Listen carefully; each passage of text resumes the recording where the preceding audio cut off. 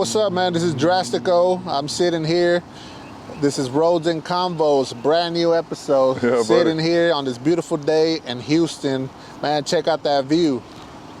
Beautiful. That is a solid view, isn't it? Check out this yellow truck Hoffie brought, man. Oh, this is Hoffie, man. It's Bumblebee on steroids, baby. Bumblebee on steroids, he said. This is Hoffie, man. We just have him here, special guest. You know, shout out to Gino behind the camera. You know, we're here and we're just gonna get to know, we're gonna get to know Hoffie a little better, man. So, Hoffie, where you from, man? Where were you born at? So I was born in South Africa in 1981, so I gave my age away. And Nice. It was actually April 10th, which is coming up in a couple of days. Don't forget my birthday, baby. Yes. So anyways, just was born in South Africa and came over in 2005. And just fell in love with Texas, went to College Station. That was the first spot that I went to.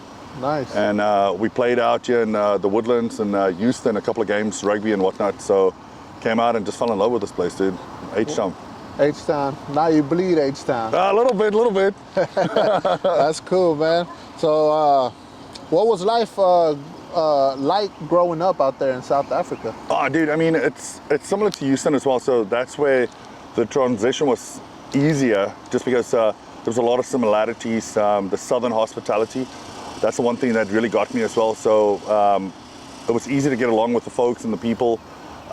Just different things just really made sense to just stay here and just fell in love with the place. And South Africa, I mean, everybody always asks the questions like, oh, dude, you just see lions and giraffes and all this other nonsense when you go down the streets and from going to school and whatnot. But it's not the case. I mean, it's a third world country, but it looks like Houston and it looks like a first world country. But yeah, I mean, it's a phenomenal spot. But it's H-Town is home now. H-Town is home now? Yeah, Would you go back to South Africa? Last time I went was 2009, but probably not, dude. I mean, I love H-Town and maybe go see family if I've got a chance. But yeah, everybody's always so busy and doing phenomenal things here in Houston. So you try to be always involved and do things and just stay in touch with our folks. Nice. Man, I didn't know that, man. Well, when I first met you, you did say you're from South Africa, but I didn't know that. You know, that's pretty dope. I was kind of mind blown when you said South Africa. Like, what? South Africa? But man, that's pretty dope. So what I want to ask you is, well, of course, it's Roads and Combos. Yeah. We got to talk about vehicles. Oh, hell yeah, but dude. we wanted to get to know you as a person as well. Yeah. But what was the first car? When did you fall in love with cars? That's what I want to ask. So fortunately, my dad was a big car collector, so he was a huge Mustangs fan. And so in South Africa, trying to find a Mustang is super difficult, but he was fortunate enough to get a couple. And so he was always turning cars around, buying one, selling one, buying one, selling one. So obviously when he came to the United States, I mean, what's better than an old school 1960s Mustang? Yeah. So that was the first time I really fell in love with the vehicles, Shelbys and those obviously, but super expensive. Man, Shelby. Yeah, dude, I know, right? Like the one from Gone in 60 Seconds. I know, Eleanor? yeah. Man, that's a beautiful car. But yeah, that's when I fell in love with cars, and I mean, it's just through my dad.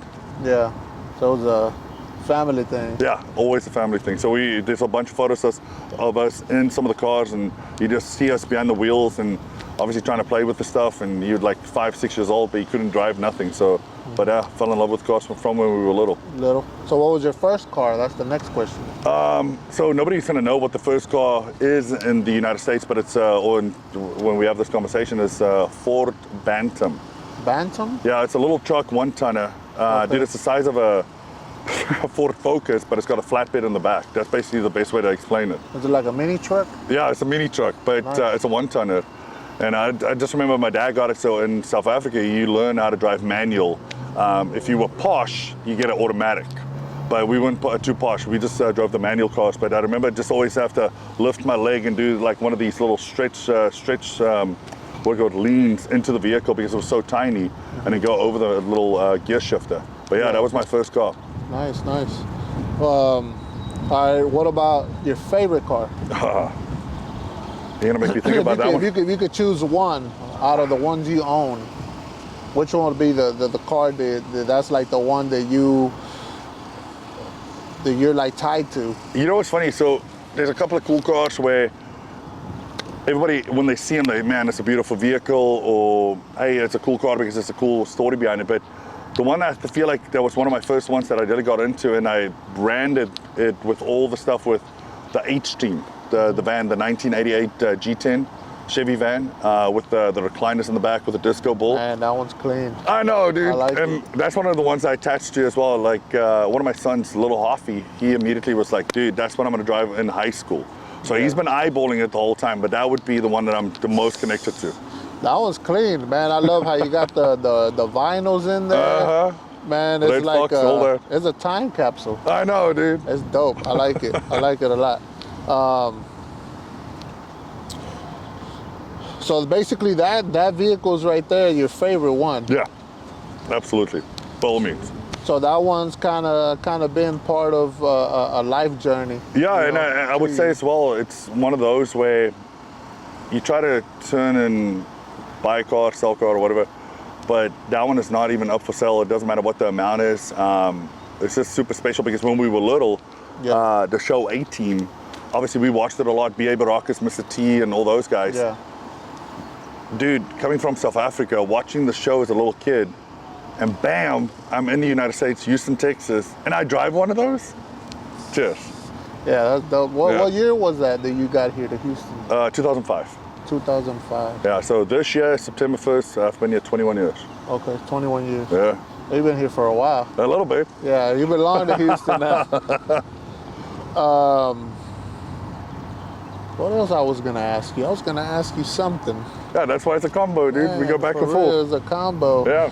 So, as far as modifications, what do you enjoy doing that to your vehicles? So I'm not the most mechanically savvy with the vehicles and whatnot because we always try to work a little bit here and there, but I'm one of those individuals, man. You try to get in there and you try to do some of the basics and whatnot, but I would be so upset with myself if I go down the road and I know I put my hands to it and I botched it up while I could have gotten it done a lot quicker because I'm a little bit of an impatient person.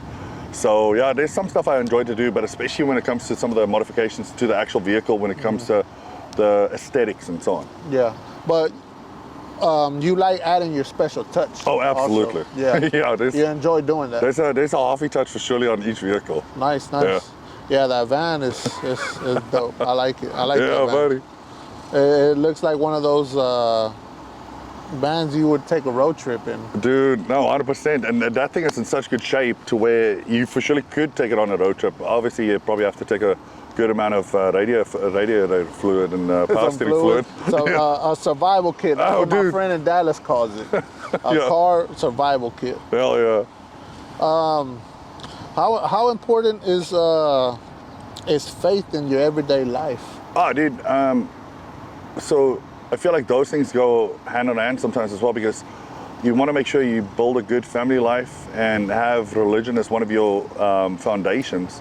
And you do all these cool things with the vehicles and whatnot, but it starts somewhere to where, you've got a good work ethic and some of the kiddos that come out there with me, and obviously you teach them something and you show them something, but then there's that point where you want to make sure that you show them all of it from the foundation up, because this is where we're working on the cars and we're doing all this fun stuff, but where did it start? And it always starts with me, specifically with the religion. Yeah. As a father, right? Father figure. Absolutely, dude. Especially at home. Yeah. How has your faith helped you through a challenging moment in your life? Oh man. So on my Instagram or profile or whatnot, you can see it talks about hope for EC, and there's a specific reason for that name as well because the EC is esophageal cancer. So I was diagnosed in my late 20s with it, and it's a really rare thing to get in your late 20s. Yeah, my dad passed away from it, and he was in the 60s. And usually it's overweight, smoker, drinker, don't watch what you eat. And then when I got in there, they were like, dude, you look like the complete opposite. And so that's what made it more challenging as well. It's just like, why is it happening to me? Yeah. And there was stages where, like, dude, we've done some cool stuff together for a good while now, me and you. Yeah. And I'm always positive, happy. If I don't have a smile, it's maybe because I'm just, for a second, just trying to figure something out or whatnot. But I always have a smile on my face, I feel like. Yeah. But there were stages where it was like, man, it was difficult to get through it. And the big dude upstairs, he for surely took care of me in so many different ways where Psalm 23, Lord is your shepherd. I've got it tattooed on my chest as well. He's going to guide me to the right place at the right time when it's supposed to happen. And these things happen to you for a reason. And he does put you through some difficult times to teach you something and to show you, you know what, you're stronger than you believe maybe. Man, I actually get choked up when you talk like that. That's the truth. And did you see when you just said that? Yeah. That sun started The sun coming out. But just coming to the United States, I mean, if I had to go through that in South Africa, the means and the resources are not there, similar to what MD Anderson can offer. Yeah. So just coincidentally, I'm in the best place to be treated for something like this. And I'm in my late 20s and trying to figure out where am I going to go, what to do in the United States and Texas. Mm-hmm. So it was so many different things being thrown at you at the same time. But guess what? He always helps me out, man. He looks out for me like nobody's business. Nice. I'm glad that you're sharing that with us, because I didn't know that. I had no clue. Yeah, I mean, it's not like a conversation of topic where you stand in the parking lot trying to get all these Cadillacs and it's like, hey dude, in my late 20s I got through esophageal cancer, but I'm always willing and able to share whatever I've gone through, because there's other folks my age and other individuals that have gone through something similar. Yeah, somebody's going to relate to your story. Yeah, dude, and I mean, it really pushes you to the limit to where you really know who you are and what you're capable of doing. And so talking about us not having these conversations, I mean, it's actually cool what you're doing as well with this podcast, because you actually really get to know folks. Yeah, a little more, huh? Yeah, I know, dude. Because we're always on the run. I know. Working. But man, that's crazy, man. That's a good testimony. You know, somebody's gonna listen to this and they're gonna be like, man, I didn't know that about Hoffie. Yeah, I mean, there's a lot of stuff people don't know, but I mean, you can drag you down, or you can say, you know what, I'm gonna do something with it and knock it out. And if you do it with the big dude upstairs, anything is possible. Yeah, for real. Yeah, you just trust him and he'll provide. And it's been amazing, man, ever since I met you, man. I'm just glad I got the opportunity to, work with you and meet you as a person. I know you're a good dude, and I know you've been good to me. And it's a good relationship, man. And I appreciate you, Hoffie. And that's the thing as well, dude. I mean, just how fortunate I've been to meet folks like yourself. I mean, you just talked about Gino, how small but large Houston is. The fact that we knew each other from another restaurant at Jarosco's, and he's the camera dude, randomly coming out here to do a podcast for Cadillacs and Coffee for me to run a barbecue joint downtown Houston. Man. Dude, if you put all those dots together, it's insane. It is. And guess who's that in control of it? Yeah, buddy. The big dude. Yeah. So you want to talk about J-Bar-M? Yeah, I mean, J-Bar-M is a big part of me. We do some really cool stuff out there. Biggest thing is, and I feel like people have noticed what we stand for. Yeah. And people have restaurants, you serve really good food, and you get the next customer, and you get the next customer, and you do what you need to do to provide good service. But when I started working there, I remember seeing the location. I was like, man, dude, I want to make this into something way different, way bigger than just a regular restaurant. Yeah. Because there's so many places you can go to get good food. Houston's got phenomenal restaurants, a lot of places. But one of the components of what J-Bar does is serve world-class barbecue with world-class service. Mm-hmm. But then we want to bring the community together where it's one big family. So when you come in, you see us at the front door saying, hey, how you doing? Welcome in, whatever it might be. But we want to make sure you come back, not just for the barbecue, but you want to come back because somebody's treating you right. Like a person that, man, I feel a part of like the family. I know what's going on. I'm a part of the event. Everything is so community driven. Yeah. And that's why I love this place. Yeah. People support it. Like, yes.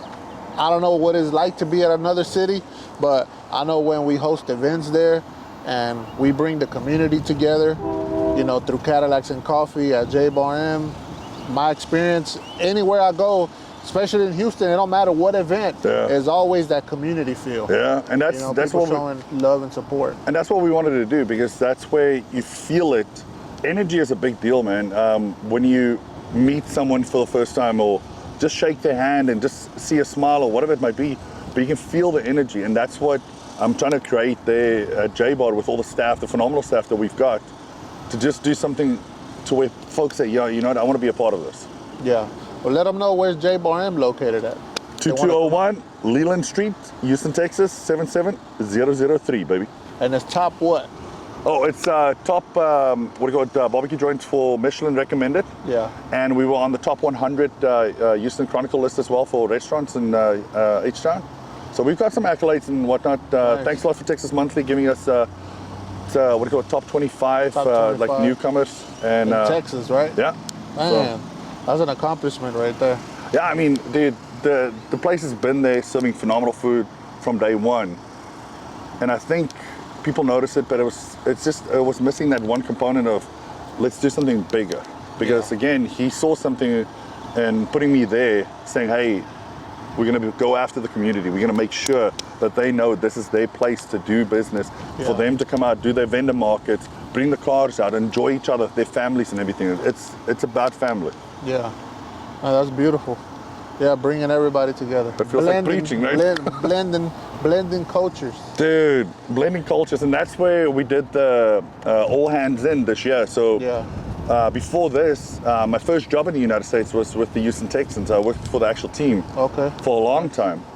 And there was a guy that, he was my mentor, and Jamie, he's not with us no longer, but he always had a really good theme, but it was always a really strong thought behind it.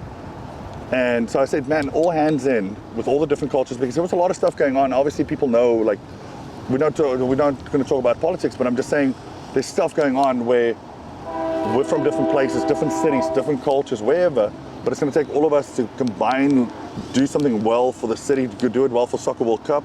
Yeah. And that was a theme for 2026. And so we said, oh, let's go for it. Nice. Yeah. So who's all involved in that? If you could talk about it. So, I mean, there were some folks that was working with us that come to J-Bar-M BBQ. He did some of the video with us. Calvin Sampson, John McClain, phenomenal guy. Joe Espada, he comes in there often as well with some of the coaches, and Craig Biggio. And I mean, it's a phenomenal spot just where they support that. Yeah. And then Joaquin Martinez, he was helping us to get that proclamation to say, hey, you know what, we can always have February 28th as our day, all hands in. So we represent Houston, saying we're going to bring the community together. Nice. That's dope, man. I like that. I like that when y'all get involved with other people and y'all work together, you know, to do something for everyone. Yeah, and that's what it's about, dude. It doesn't matter if you large, small, little, different, if you are from a different culture, whatever it might be, it doesn't matter. Like, whatever color, it doesn't matter. Like, if you talk different, it doesn't matter. Like, J-Bar-M is going to be there for everybody. Yeah, J-Bar-M embraces everybody. Yes. Yeah. So what does community mean to you? Dude, growing up, we were fortunate enough to grow up in places where we moved a lot. But sometimes people just assume it's like, yeah, where the buildings and the houses are and whatnot, but it's the people. It's always about the people. It's the village. It's the village. It takes people to make it happen. Take all the buildings and all the noises and everything away, and what's left over is the people. That's the essence. That's the nucleus that brings everybody together. It really is. Yeah. That's what it is. How do you try to give back or uplift others? Dude, treat them right. There's times where you can meet somebody that is extremely well off. They could be extremely famous, but there's folks that come in there that might not have a dime on their name. And when you uplift them as well, like, you want to make sure that they know when they come in there, we treat everybody the same way. So you want to uplift the person that feels like, oh no, we're going to take care of this table only because it's somebody famous, it's somebody special. No, that's not the case. We're going to uplift them and say, hey, you're sitting at the same table with us, and there's nobody that's sitting at the head. It's a circular table, and we're all at the same level at that moment, because we as people enjoy barbecue as family. And we're equal. I know, dude. Man, that's dope. That's dope how you said that. I like that, man. Let me see what else I would like. I'm asking about music. Yeah? So what kind of music do you enjoy listening to when you're riding in your classic cars? You're not gonna believe it, but so actually I saw Los Bukis in February. For real? Yeah, dude, I love it. Ah, man, Los Bukis. Dude, I love the Hispanic culture. I don't think you understand, like, to the point where there's some things that's so similar to South Africa. Yeah. Maria cookies. Did you get it La Michicana, right? Yeah. Ours is literally the same cookie, same flavor, same design, but it's Mary's. Mary's. I saw it and I was like, what the hell is this? Yeah. How did they get it from South Africa? And it was just a little cookie that brought me back home immediately when I was little, that we dip in coffee as well. And I was like, dude, And that's how Mexicans eat it. and I'm from South Africa and we have the same cookie. Yeah, that's crazy. Yeah, dude. So it's called Mary's over there. Yeah, M-A-R-I-E, so Mary. Oh, Mary. Yeah, I say it funny. Mary. And over here it's called Maria's. Yeah, dude, it's the best cookie ever. Man, it is. I remember my dad, you know, he would always be dipping it in coffee. But you have to be quick because if you leave it in too long, plop, plop, plop, it just falls into the cup. It falls in the cup. But you still drink it? Oh, no, 100%. I see you just get a couple of chomps while you take down your coffee. But yeah. like on the music side, so going back, Los Bukis is phenomenal. I like that band, the vibe and whatnot. Didn't understand a word. Yeah. But then I was fortunate enough to go to Cody Johnson, so I love country because I'm in Texas. Yeah. But Karim De Leon came out, and I was like, dude, this is awesome. That tequila song that he sings, probably one of my favorites. I haven't heard it. Dude, it's good. Make sure next time when you get in your truck, cheers, that's the one. What about any old school music? Yeah, I mean, dude, Journey is a big one. Don't Stop Believing, which was funny. It takes me back to the Texans. Jamie, the president, the mentor that I was sort of mentioning before, he would always love if we started with Journey to open up the event and that song played, but then you always close with it as well, and just to make sure he was happy with it. But that was one of those songs that it just made us all feel good at that moment. That Don't Stop Believing? I know, dude, it's an awesome song. That's a classic. I know, dude. Yeah. You know what? Actually, we watched that movie, was it La Bamba? Oh, La Bamba, yeah, Richie Valens. So when we were little, I remember having a cassette tape in South Africa with that, what do you call it, those songs on there. And I just remember sitting there trying to change them over and then rewind them quickly back because you want to always listen to La Bamba. Man, that's a classic. You know, man, that's one of my favorite songs. Yeah, dude. La Bamba. And I was little listening to it on cassette tape, and I remember when I lost it, it's difficult to find it. So yeah, when I got back over here, I was like, man, I'm going to go on a scavenger hunt to try to find it. Did you find it? No, I didn't find it yet. You haven't found it yet? If somebody finds it, let me know. What is it, a VHS? No, you want a cassette. Yeah. What about as far as that movie? Did you like it? Yeah, the movie is awesome. I mean, I never saw, I didn't know anything about like Selena, for example, how massive she was.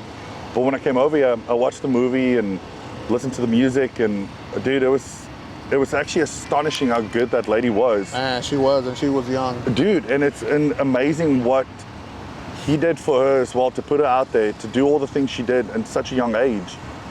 And then obviously she was taken away from us, but then again, she left such a massive legacy. We're talking about years and years after, and a South African sitting here mentioning Selena. Yeah. I mean, that's how massive she is. Yeah, she was huge. Yeah.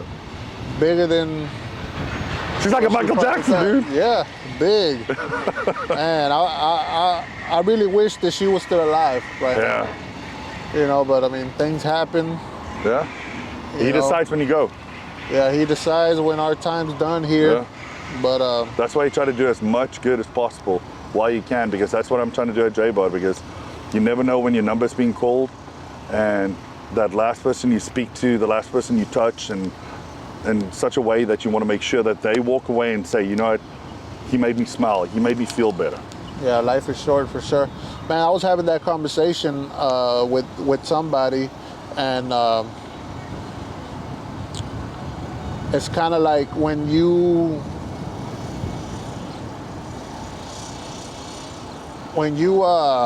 speaking to somebody, right? And it's like, how are you gonna be remembered one day?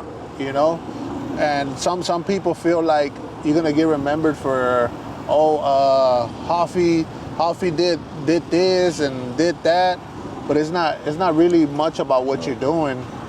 It's more about how you impact other folks. And other folks, and that's how you remembered at the end of the day. It's like you're remembered by how kind you were with another person, and what kind of love you showed them.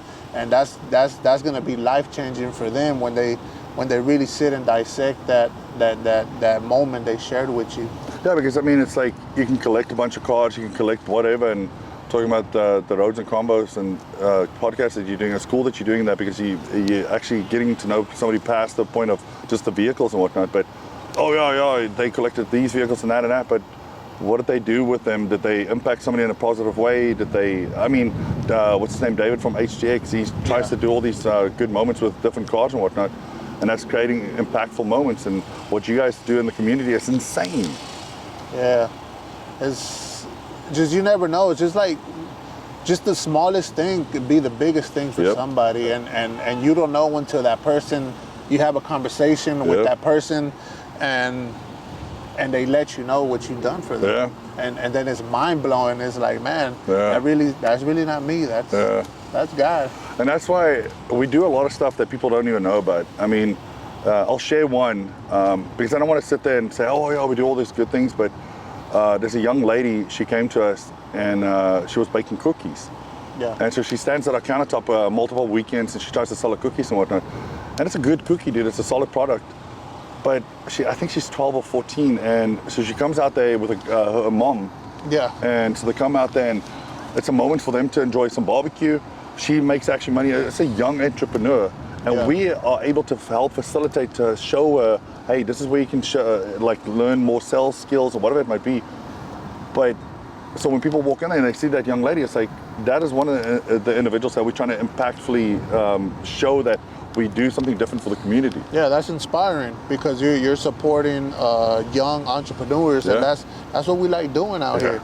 We like embracing people like that, and letting them know that there's support out here for them, and you know, give it all you got and what you want to do for yourself and make it happen. Yeah, like how they say, Houston is fastless, right? Yeah. H stands for not just for Houston, it's for hustling. Yeah. You know.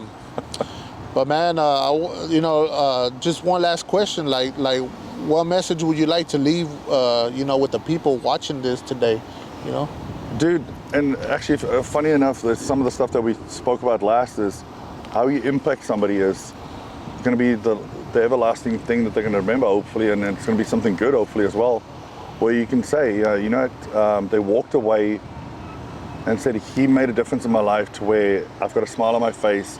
I can remember when we did certain things together and how he was kind to me, made sure that, again, we're sitting at the same table, nobody's above us, nobody's below us, everybody is as an equal together. And that's what I want people to remember. I mean, I want to make sure that that's the message that hopefully people can take with them and do the same thing and just treat people right. I mean, all of us are the same, dude. The insides are the same. Yeah, for real. We're all the same, for sure. Man, well, thank you for, being our first guest here at Roads and Convos. We truly appreciate it. Gino out there in the background. He's over there, crunk. He's happy. Yeah. I'm happy, man. I'm happy that you're here with us, man. And, thanks for being a part of my journey, too. Dude, and these things are the things that make me happy to do as well, where if somebody needs something or they need additional assistance or whatever it might be, but just being able to tell my story feels awesome sometimes because you're putting it on a different platform and hopefully somebody takes something good from this. Yeah, for real, something. And don't forget to apply it to your life, man. If you learn something, apply it to your life. That's what makes you different. Yeah. Push through it. Push through it and don't give up. Yeah, buddy. Thank you, Hoffie. Appreciate you, man. That was dope. Was that good? That's the first take. You want to do it again? Nah, I think that was good. No, it was really good, dude. Gino, was that good?